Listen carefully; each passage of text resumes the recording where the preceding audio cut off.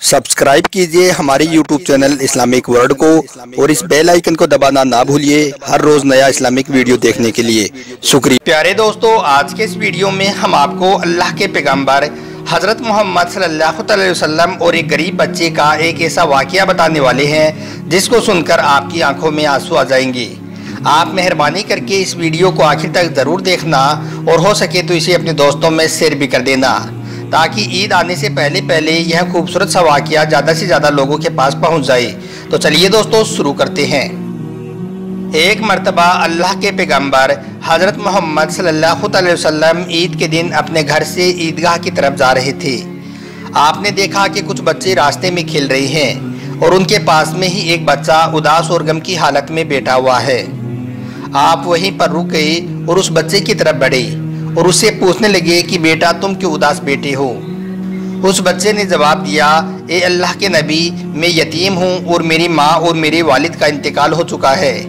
मेरे लिए कपड़े लाने वाला कोई भी नहीं है। आज अगर मेरी माँ होती तो मुझे भी नहलाकर नए कपड़े पहनाती और मैं भी खुशी खुशी के साथ इन बच्चों के साथ खेलता और ईदगाह में जाता।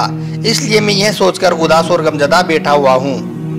दोस्तों, पैगंबर हज़रत मोहम्मद सल्लल्लाहु अलैहि वसल्लम की आंखों में यह सुनकर आंसू आ गए और उस बच्चे से कहा कि बेटा तुम मेरे साथ आओ, आज मोहम्मद तुम्हें अपना बेटा बनाता है।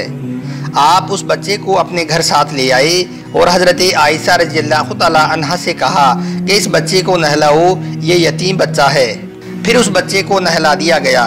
उसके बाद पैगंबर हज़रत मोहम्मद सल्लल्लाहु अलैहि वसल्लम ने अपनी चादर के दो टुकड़े किए, एक को उसके बदन पर तहबंद की तरह बांध दिया और दूसरे को उसको उड़ा दिया।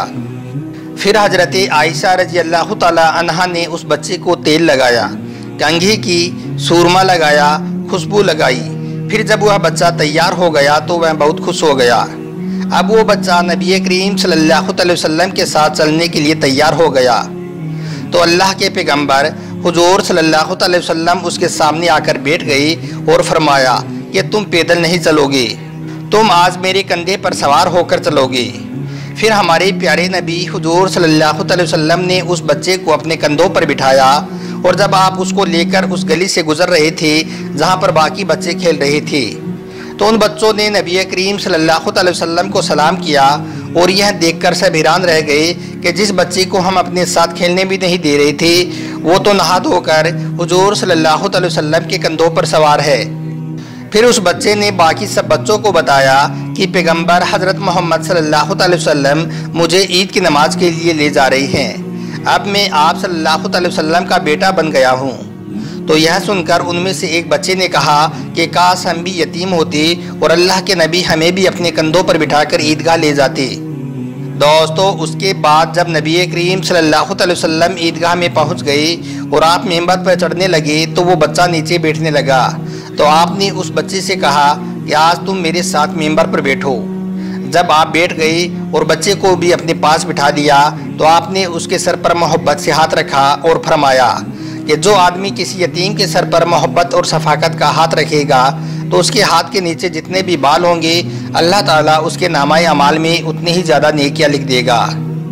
और आगे फरमाया कि यतीम की देखभाल करने वाला और मैं जन्नत में इस तरह से साथ होंगे जिस तरह से हाथ की 2 अंगुलियां साथ होती हैं।